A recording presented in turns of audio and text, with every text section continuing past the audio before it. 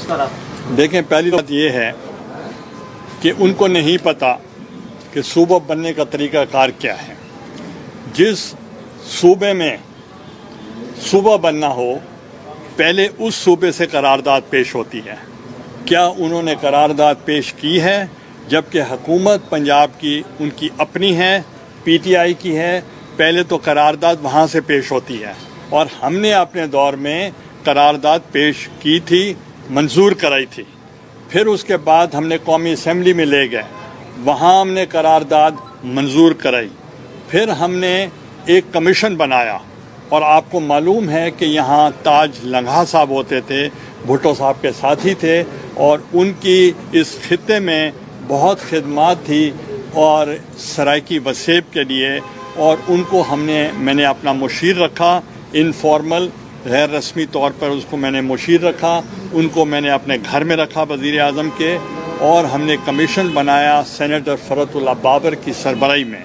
اور انہوں نے کمیشن کا کام تھا کہ وہ تمام ادیبوں کو، جرنلسٹ کو، فائنینشیل وزٹس کو، سیاست دانوں کو، اور تمام جو سٹیک ہولڈرز تھے ان کے ساتھ انہوں نے رابطہ کیا. اور اس کمیشن کی رپورٹ جو تھی انہوں نے وہ پیش بھی کر دی.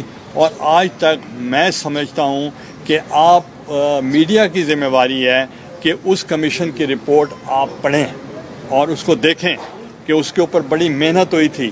اور پھر ہم نے یہ نہیں کہ کوئی قرارداد پاس کی تھی، یہ نہیں کہ کوئی ریزولوشن ہم نے پاس کیا تھا، یہ تو آپ کو صحیح بتاتے بھی نہیں ہیں.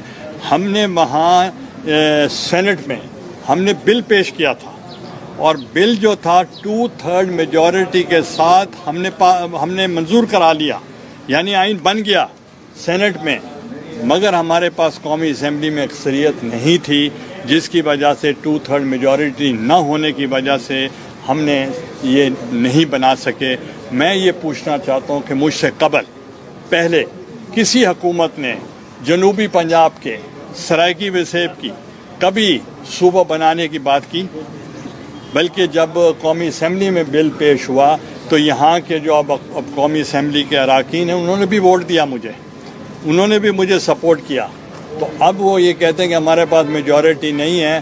کیا کوئی مجھے ملنے آیا ان میں سے؟ کوئی کہنے آیا ہے کہ جناب ہماری حمایت کی جائے؟ تو یہ تو گورنمنٹ کی ذمہ داری ہوتی ہے کہ وہ اپوزیشن کے ساتھ رابطہ کرے، ان کے ساتھ اتفاق کرے.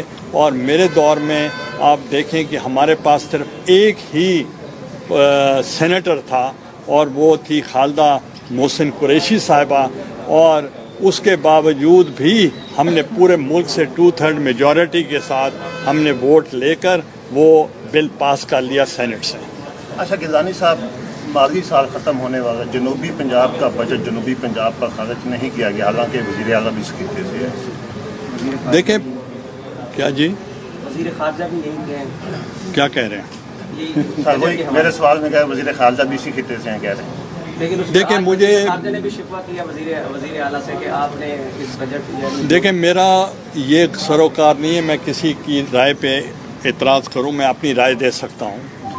میرے دور میں جو پبلک سیکٹر ڈیولپمنٹ پروگرام ہوتا ہے، تو اس کو ذرا وضاحت سے آپ میڈیا والے دیں گے. پبلک سیکٹر جو ڈیولپمنٹ پروگرام PSTP ہوتا ہے بجٹ کا، تو اس میں واحد میرا دور تھا. جتنا عرصہ میں 4 سال وزیر اعظم رہا تو ہمارا حصہ بنتا تھا 33%. 33% صرف اس موقع پہ پاکستان کی تاریخ میں اس خطے کو دیا گیا، اور اس سے پہلے نہ دیا گیا نہ بعد میں دیا گیا. اب یہ جو کہتے ہیں کہ اب یہ ہم کر رہے ہیں کہ جو اس علاقے کا حصہ ہوگا وہ اس علاقے کو ہی ملے گا، یہ وعدہ فردہ ہے. یہ کوئی پاس کی بات نہیں کر رہے کہ ہم نے جب سے پاور میں آئے ہیں ہم نے ان کو اپنا حصہ مکمل جنوبی پنجاب کو دیا ہے. وہ غلط بات ہے. یہاں سیکرٹریز نہیں بیٹھتے، یہاں لاہور میں بیٹھتے ہیں. تو اس کا مطلب یہ ہے کہ پھر یہاں وزیر اعظم کو لے کر آنا اور سیکریٹریٹ کا افتتاح کروانا وہ کیا تھا. اور ہم نے تو پہلے دن سے کہا ہے کہ ہم نے ڈیمانڈ نہیں کی کہ ہمیں سیکریٹریٹ چاہیے. ہم نے ڈیمانڈ کی ہمیں صوبہ چاہیے، اور صوبے کا مطلب ہے کہ ہمیں اپنا وزیر اعلیٰ چاہیے، ہمیں اپنا اسپیکر چاہیے، ہمیں اپنا گورنر چاہیے، ہمیں اپنا چیف سیکرٹری چاہیے، ہمیں اپنا سیکریٹریٹ چاہیے، اور اس سے ہٹ کر اپنی ہائی کورٹ چاہیے، اور اپنا محتسب اعلیٰ چاہیے، اور سینٹ کی متناسب نمائندگی کے مطابق اس صوبے کا حق ہونا چاہیے۔ ہم نے تو یہ ڈیمانڈ کیا تھا جو سیکریٹریٹ ڈیمانڈ کرتے تھے، آج ان کو اگر گلا ہے تو اس کا جواب مجھ سے تو نہ لیں۔ مگر میں یہ سمجھتا ہوں کہ پاکستان پیپلز پارٹی نے ہمیشہ اس خطے یعنی جنوبی پنجاب اور پسماندہ علاقے کی خدمت کی ہے۔ انہوں نے صدر پاکستان بھی اس خطے کو دیا، وزیر اعظم بھی اس خطے کو دیا، 2 مرتبہ اسپیکر قومی اسمبلی بھی اس خطے کو دیا، وزیر خارجہ 2 مرتبہ اسی خطے کو دیا، گورنر بھی اس خطے سے لیتے رہے، اور وزیر اعلیٰ بھی اس خطے سے لیتے رہے، اور جو بھی امپورٹنٹ پوزیشنز تھیں، پوسٹ تھیں، وہ اس خطے کو ملتی رہیں۔